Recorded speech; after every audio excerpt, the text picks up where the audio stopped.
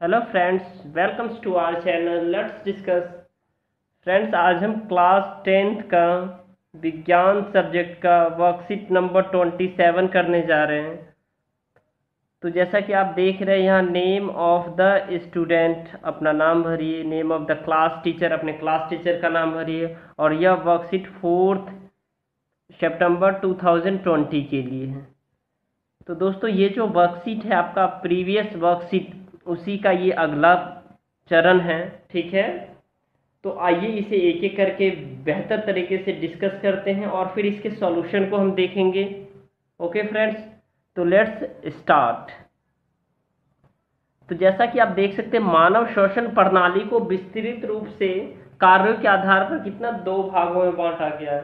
अर्थात मानव श्वसन प्रणाली को 2 टाइप्स में डिवाइड किया गया है, जिसमें फर्स्ट में जो है ना दोस्तों, देख सकते हैं यहाँ गुहाओं और नालियों को आपस में जोड़ने की प्रणाली को फुसफुस कहते हैं, और फुसफुस में ही वायु का क्या होता है, संचालन होता है।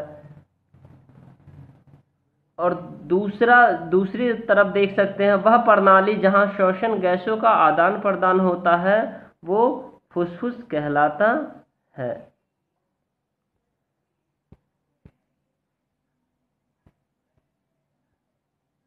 अब देखिए यहाँ नाक। नाक जो है ना, वायु को गर्म और फिल्टर करता है। नाक का कार्य क्या है दोस्तों, वायु को गर्म करता है और फिल्टर करता है। और ग्रसनी, ग्रसनी यानी आपने जो प्रीवियस वर्कशीट में जो आपने बनाया है वो जो चित्र, ठीक है, तो वायु के लिए मार्ग को श्वास नली की ओर ले जाता है। ग्रसनी क्या करता है, वायु को श्वास नली की ओर ले जाता है और स्वर यंत्र वायु वॉइस बॉक्स, जिसे जो है ना लैरिंक्स कहते हैं, वहां तक पहुंचाता है।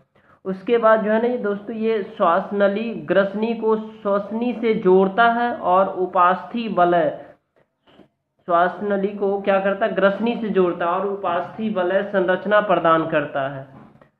और श्वास नली को खुला रखता है। श्वास नली में श्लेष्मा के साथ सिलिया नामक महीन बाल होते हैं, जो वायु को फुसफुस तक पहुंचाने से पहले फिल्टर करते हैं। अर्थात नाक में जो दोस्तों बाल होते हैं ना, वायु को फिल्टर करके जो ना क्या करते हैं, नाकों के अंदर क्या करते हैं, मतलब हमारे ग्रसनी तक क्या करते हैं, पहुंचाते हैं। और फिर ग्रसनी में अंत में इन दो शाखाओं में विभाजित होती है और ये दो फुसफुस में प्रवेश करती हैं।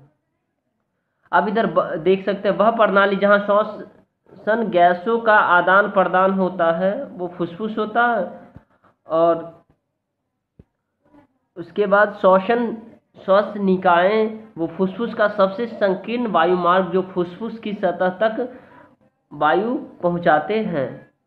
कूपिका वाहिका वाहिनी क्या होता है दोस्तों, कूपिका वाहिनी छोटी शाखाओं का एक नेटवर्क जो श्वसनी से फुसफुस तक और अंततः कूपिका कृषि में पहुंचता है। कूपिका कूपिका फुसफुस में कार्यात्मक श्वसन इकाई जहां गैस हो।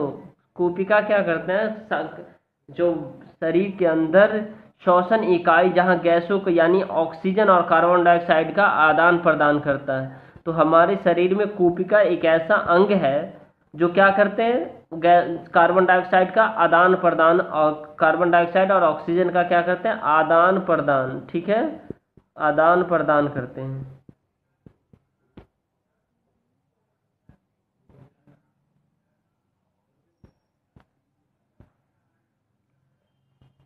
अब यहाँ देखिए, ये आपको बहुत ही इंपॉर्टेंट है, इसे आपको एक एक करके समझना है।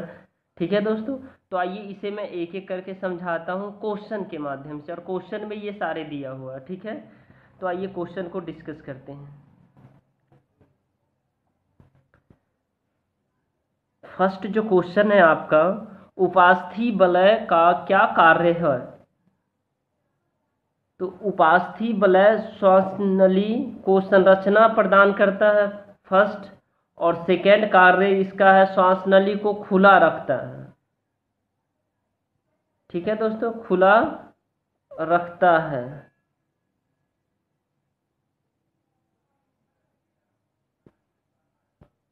उसके बाद आप क्वेश्चन नंबर सेकेंड देखिए। क्वेश्चन नंबर सेकेंड है, बड़े बड़े बहुकोशिकीय जीवों जैसे कि मनुष्य में ऑक्सीजन का परिवहन कैसे होता है, अर्थात इन मनुष्य में ऑक्सीजन का परिवहन कैसे होता है। तो इस क्वेश्चन का आंसर देखिए, ये आपका क्वेश्चन का आंसर है। और आप चाहे तो इस फिगर को बना भी सकते हैं, बनाएंगे तो और बेहतर होगा, अट्रैक्टिव होगा आपका जो वर्कशीट। अगर नहीं बनाएंगे तो आप इसको यहाँ से लिख सकते हैं। देखिए, फुसफुस के अंदर कूपिका का एक सतह उपलब्ध कराती है जिससे गैसों का विनिमय हो सकता है। कूपिकाओं की भित्ति में रुधिर वाहिका का जाल होता है। क्या होता है दोस्तों? रुधिर वाहिका का जाल होता है। और कोशिकाएं शरीर से कार्बन डाइऑक्साइड प्रचुर रुधिर कूपिकाओं में छोड़ती है। कोशिका रुधिर वाहिका का रुधिर कूपिका वायु से ऑक्सीजन लेकर शरीर की सभी कोशिकाओं में क्या करता? रुधिर वाहिका का, यहाँ देख सकते हैं दोस्तों, रुधिर वाहिका का, कोशिका रुधिर वाहिका का कूपिका वायु से ऑक्सीजन लेकर शरीर की सभी कोशिकाओं तक पहुंचाती है। जैसे कि जैसे जैसे जंतुओं के शरीर का आकार बढ़ता है, अकेला विसरण दाब शरीर के सभी अंगों में ऑक्सीजन पहुंचाने के लिए पर्याप्त है और उसकी दक्षता कम हो जाती है।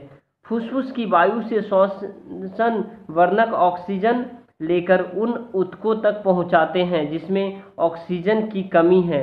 मानव में श्वसन वर्णक हीमोग्लोबिन है जो ऑक्सीजन के लिए उच्च बंधुता रखता है और यह वर्णक लाल रुधिर कणिकाओं में उपस्थित होता है। तो आप इसका आंसर ये लिखेंगे दोस्तों, ये सेकेंड क्वेश्चन का जो है ना, ये सेकेंड क्वेश्चन का आप आंसर यहाँ से लिख सकते हैं, या तो आपको ये देखिए बेसिकली आपको आंसर कहाँ से लिखना है ये मैं बता रहा हूँ। आप ये पूरा लिखेंगे तो वेल एंड गुड। अगर आप सिर्फ यहाँ से लिखेंगे यहाँ तक तो गुड मिलेगा आपको। अगर ये फिगर के साथ बनाएंगे आप तो आपको एक्सीलेंट मिल सकता है। तो आप पे डिपेंड करता है आप कितना बेहतर तरीके से लिखते हैं। अब क्वेश्चन नंबर थर्ड हम देखते हैं। सांस लेने और सांस छोड़ने के दौरान डायफ्राम की प्रक्रिया को समझाइए। बिल्कुल, सांस लेने और सांस छोड़ने के क्रम में डायफ्राम की प्रक्रिया। अब देखिए इसका आंसर ये रहा आपको दोस्त। आप इस फिगर को भी आप बेहतर तरीके से बना सकते हैं तो ये और आपका जो वर्कशीट होगा अट्रैक्टिव होगा। ठीक है दोस्तों। अब देखिए सांस लेने के दौरान ये आपको बेसिकली जो है ना, आप फिगर बनाएंगे तो बेहतर है, अगर नहीं बनाएंगे तो आपको क्या करना है, ये दोनों पॉइंट आपको लिखने हैं।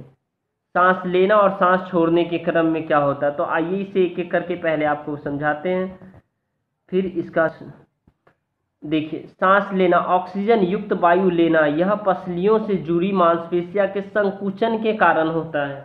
अगर सांस लेना ये पसलियों से जुड़ी मांसपेशियों के किसके कारण होता है? संकुचन के कारण फ्रेंड्स। और यह डायफ्राम समतल को हो जाती है जिससे बक्षीय गुहा आयतन बढ़ जाता है और इसी बक्षीय गुहा के अंदर दबाव कम हो जाता है और फेफड़े के अंदर वायु जाती है। अब हम क्वेश्चन सेकेंड, सांस छोड़ने के दौरान क्या प्रोसेस होता है दोस्तों। तो ये कार्बन डाइऑक्साइड का जो निष्कासन, यह एक पसलिया से जुड़ी मांसपेशियों के शिथिलीकरण, किससे जुड़ा हुआ है? शिथिलीकरण के कारण होता है और यह डायफ्राम गुंबद के आकार का होता है और इसे बक्षीय गुहा का आयतन कम हो जाता है और वायु का दबाव कम हो जाता है और फेफड़े से बाहर निकल जाता है। तो दोस्तों ये रहा आपका साइंस सब्जेक्ट का वर्कशीट नंबर 27। अगर इस वर्कशीट के रिगार्डिंग आपको कोई भी प्रॉब्लम हो, कोई भी दिक्कत हो, कोई भी आपको समझ में नहीं आ रहा है कोई पॉइंट, तो आप बेहिचक आप मुझे कमेंट करके सेक्शन में कमेंट कीजिए और बताइए। मैं आपको एक एक करके फिर से एक्सप्लेन कर दूंगा अगर ऐसा ज़रूरत पड़ी तो। ठीक है दोस्तों।